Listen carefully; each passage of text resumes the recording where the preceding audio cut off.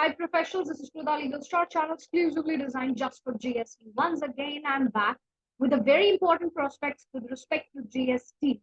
Important change as respect to a 40th GST Council meet. The notifications, new notification का insertion हुआ था, notification number 26/2022, जिसमें एक important सी बात कही गई है, जो मैं शुरू से कहती हुई आ रही हूँ कि GST का रजिस्ट्रेशन अब होने वाला है ट्रेमेंडसली बहुत मुश्किल। तो जिन लोगों ने या जिन बिजनेसेस ने अभी तक खुद को रजिस्टर नहीं किया है, तो वो प्लीज टाइमली ग्राउंड पे खुद के रजिस्ट्रेशन प्रोस्पेक्ट्स को क्लेरिफाई कर ले, प्रोस्पेक्ट्स ऑफ रजिस्ट्रेशन से अप्लाई कर ले। अभी मैं on to the specified ground आपको एक बात क्लियर करना चाहती हूँ कि जो भी ट्रेमेंडस चेंजेस आफ्टर 48 जीएसटी काउंसिल की मीटिंग के बाद आ रहे हैं, ऑफिशियल गैजेट में जब तक नहीं आता तब तक उनका इम्प्लीमेंटेशन माना नहीं जा रहा है, उसे लागू नहीं किया जा सकता।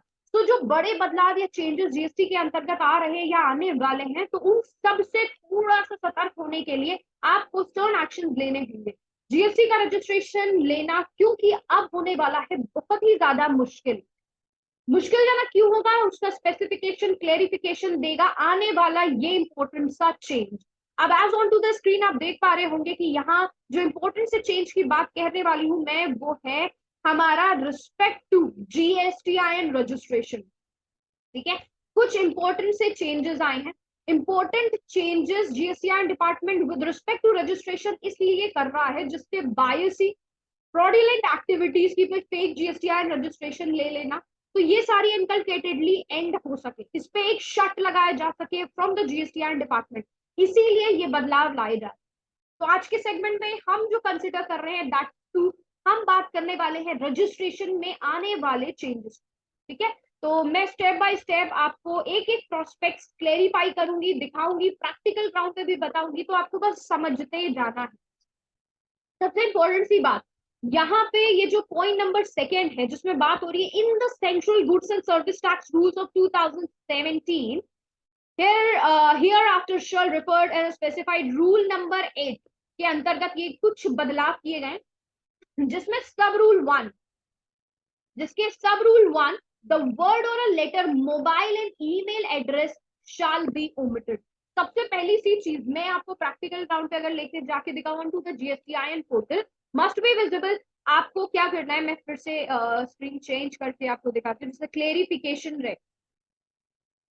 अब हम on to the GSTIN portal है। जब सबसे पहले GST का न्यू रजिस्ट्रेशन लेने जाते हैं, तो न्यू रजिस्ट्रेशन के अंतर्गत जो हमारा पहला पार्ट होता है जिसमें हम TRN जनरेट करते हैं, ठीक है, जब भी हम एक न्यू रजिस्ट्रेशन लेते हैं तो part 1 talks about the TRN generation. तो उसके अंदर हमें बेसिक डिटेल्स देनी होती है कि भाई मैं कौन हूँ, I am what a tax payer और व्हाटसोएवर, यूनियन टेरिटरी डिस्ट्रिक्ट बताना पड़ता है, legal name of the business with respect to PAN देना होता है, पैन डिटेल्स देनी होती है, और email address and mobile number भी स्पेसिफाई करना होता है।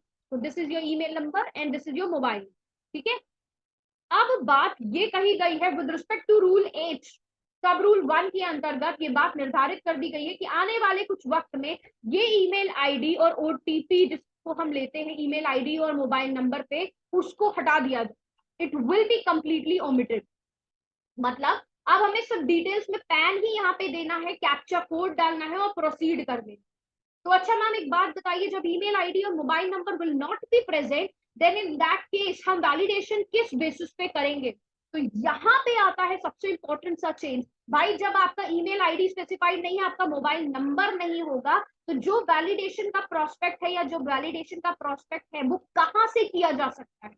डिपार्टमेंट आपका जो वैलिडेशन होगा, जो OTP के थ्रू आप वैलिडेट कर लेते हो, वो अब आप नहीं कर पाओ, क्योंकि देयर इज अ पॉसिबिलिटी कि नंबर फेक हो सकता है, देयर इज अ पॉसिबिलिटी कि वहां पे ईमेल आईडी भी फेक हो सकती है, बट जो फेक नहीं हो सकता that is the database with respect to your PAN numbers. तो अब आपका जो वैलिडेशन होगा वो वैलिडेशन होगा with respect to your PAN, जिसको डायरेक्ट लिंक किया जाएगा आपके इनकम टैक्स के पोर्टल से। जो TRN, इसीलिए रजिस्ट्रेशन अब TDS होगा। जो पार्ट ए ऑफ का रजिस्ट्रेशन का प्रोस्पेक्ट है, जो पार्ट ए का सिरा है जिसमें आपका प्री वैलिडेशन होता है, वो प्री वैलिडेशन ही आपका लिंक किया जा रहा है with respect to your income tax portal, जहां पे आपका ये जो पैन है वो जाएगा और पैन नंबर से ही, जो पैन नंबर आप खोलोगे, जो पैन नंबर आपका लॉगिन क्रेडेंशियल से खुलेगा, उसी में जो आपका ईमेल आईडी या मोबाइल नंबर होगा, उसी ईमेल आईडी और मोबाइल नंबर पे आपका ओटीपी जाने वाला है। तो मैं इसको दिक्कत वाली क्या बात आती है, अब ना दिक्कत वाली बात यहाँ पे ये आती है कि हम सभी को पता है कि जितने भी प्रोफेशनल्स हैं या जितने भी बिजनेसमैन हैं, ज्यादातर करते क्या है कि भाई जब आईटीआर की फाइलिंग कर रहे होते हैं तो उन्हें पता होता है कि भाई ये वाला जो बिजनेस है, ये बिजनेसमैन मुझे टाइमली बेसिस पे ऑन अ टाइमली ग्राउंड हमें ओटीपी प्रोवाइड नहीं कर पाएगा, ठीक है। तो then and in that case what happens कि बस जब हमें ओटीपी प्रोवाइड नहीं कर पाता तो वो क्या किया जाता है कि वो खुद ही से अपनी ही डिटेल्स को प्रोवाइड कर देते हैं, अपने ही लॉगिन क्रेडेंशियल्स को दे देते हैं, अपनी ईमेल आईडी को दे देते हैं, अपने ही मोबाइल नंबर को दे देते हैं। जो कि शुरू से मैं कहती आई हूँ कि जब भी आप किसी भी स्पेसिफाइड पार्टी का रजिस्ट्रेशन करो, चाहे वो इनकम टैक्स डिपार्टमेंट के कंसर्न में हो, इनकम टैक्स के पोर्टल पे हो या जीएसटी के पोर्टल पे हो, kindly give the credential details of the clients. वहां पे क्रेडेंशियल डिटेल्स किसकी जानी चाहिए, आपके क्लाइंट्स की जानी चाहिए। बट ना अब यहाँ पे दिक्कत वाली बात ये आ गई कि सबसे पहली चीज, टीआरएन के जनरेशन के टाइम पे ईमेल आईडी और मोबाइल नंबर उठाएगा नहीं। आपका ये वैलिडेशन पैन के बेसिस पे होगा, जो कि आपका लिंक होगा इनकम टैक्स के पोर्टल से। तो वहां पे जो मेल आईडी और फोन नंबर रजिस्टर्ड होगा उसी पे ओटीपी जाएगा, ठीक है। तो इस चीज को आपको ध्यान रखना है। पहली टीडीएस चीज तो यहाँ पे यही फंस गई। अब इससे क्या बेनिफिट होगा, legal name of the business क्या है, जो एज पर द पैन होता है, legal name of the business क्या करेक्ट है या नहीं, ठीक है। अब वहां पे पता चल गया भैया ये बिजनेस करेक्ट है, ये बिजनेस ऑथेंटिफाइड है, ये बिल्कुल जस्टिफिएबल, तो वहीं से उसका मोबाइल नंबर, वहीं से उसकी ईमेल आईडी उठा लेगा। दूसरी इंपॉर्टेंट सी चीज है, यहाँ पे फोर्जरी जैसी चीज यहाँ पे खत्म हो गई। तो ये वाला एक छोटा सा इंपॉर्टेंट सा चीज जो कि रजिस्ट्रेशन के कंसर्न में इंप्लीमेंट कर रहा है जीएसटीआई डिपार्टमेंट। इसीलिए यहाँ पे बात लिखी गई है कि रूल नंबर 8 के अंतर्गत जो सब रूल 1 है उसके अंदर मोबाइल नंबर और ईमेल आईडी को कर दिया गया है ओमिट। सब रूल 2 क्लॉज ए, जहां पे after the word direct tax the word shall be verified, ठीक है, जहां पे ओटीपी यानी वन टाइम पासवर्ड जो सेंड किया जाएगा वो उस पे भेजा जाएगा जो कि आपके पैन से लिंक्ड है, ठीक है, इट शैल बी इंसर्टेड, ठीक है। अब यहाँ पे बात कर रहा है सब rule 2 clause B and clause C shall be omitted. तो ये clause B and C क्या है, clause B and C talks about your mobile number and your mail ID। उसी की बात दोबारा रिपीट कर रहा है कि इसे ओमिट कर दिया गया है। अब एक सेकेंड इंपॉर्टेंट सी चीज जो रजिस्ट्रेशन के कंसर्न में आई है, दैट इज आधार ऑथेंटिफिकेशन, ठीक है।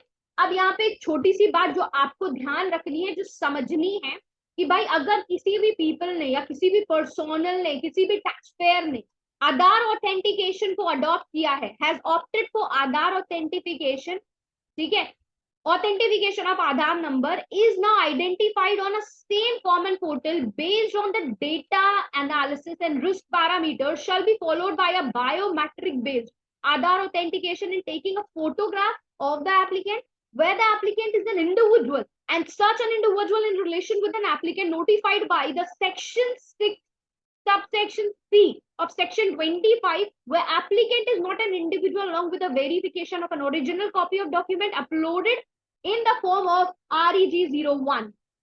भाई सीधी सी बात है, टेक्निकल वर्ड्स आपको क्लेरिफाई ये करते हैं कि भाई जिन लोगों ने आधार ऑथेंटिफिकेशन के लिए, आधार वैलिडेशन के लिए अप्लाई किया है, उनको कुछ स्पेसिफाइड डेटा एनालिसिस के बेसिस पे, अब हमें मालूम है कि भाई जिस बंदे का आधार जो है उसको ऑथेंटिफाई करना इंपॉर्टेंट, या कुछ ऐसे रिस्क पैरामीटर्स हैं जिसके बेसिस पे हमें चाहिए कि भाई ये वाला बिजनेस को हमें ट्रैक करना इंपॉर्टेंट है, तो उनका प्रॉपर आधार ऑथेंटिफिकेशन किया जाएगा बाय द जीएसटीआईएन डिपार्टमेंट, और that too on a physical note. हो सकता है एप्लीकेंट की पिक्चर ली जाए, हो सकता है एप्लीकेंट को फिजिकल ग्राउंड पे किसी स्पेसिफाइड प्लेस पे जाके ये प्रेजेंस देना पड़ सकता है, ठीक है। तो यहाँ पे जो बात कही गई है कि देयर इज अ पॉसिबिलिटी, तो अब ये बताओ मैम ये रिस्क पैरामीटर्स क्या हो सकते हैं, किस डेटा एनालिसिस के बेसिस पे लोगों को जज किया जा सकता है कि हाँ इसका आधार ऑथेंटिफिकेशन होगा या नहीं होगा, तो ये वाली कोई भी क्लियरिटी डिपार्टमेंट ने नहीं दी, ठीक है। But there is a prospect कि जो आधार ऑथेंटिफिकेशन आने वाले वक्त में होने वाला है वो काफी सॉलिड होगा।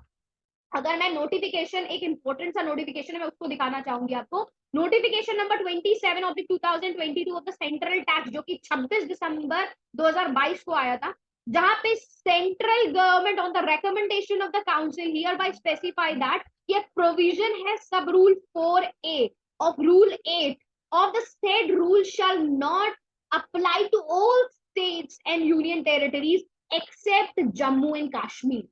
इसका मतलब ये क्लियरिफाई कर रहा है, ये लीगल टर्म्स, ये लीगल लैंग्वेज आपको क्लियरिफाई कर रही है कि भाई ये जो ऑथराइजेशन लीगल आपका जो आधार ऑथेंटिफिकेशन का एक स्पेसिफाइड सेंटर जो निर्धारित होने वाला आने वाले पीरियड में वो होगा गुजरात का, ठीक है। तो ये गुजरात हो सकता है, रेस्ट सारे स्टेट्स और यूनियन टेरिटरी को उठा के साइड पे रखा गया है। तो देयर इज अ पॉसिबिलिटी कि भाई ये जो आधार ऑथेंटिफिकेशन होगा वो भी सॉलिड होने वाला है।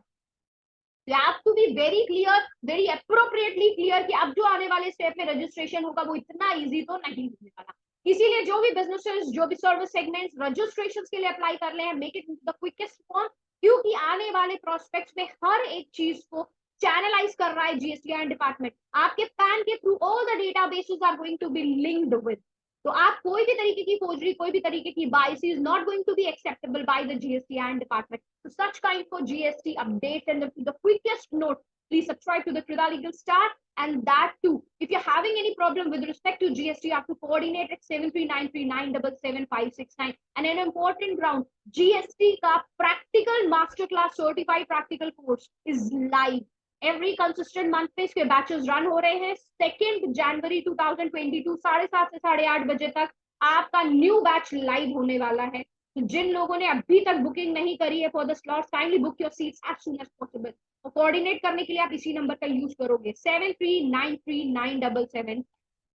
Stay connected guys, keep yourself safe, sound and healthy till then. Bye bye, thank you so much.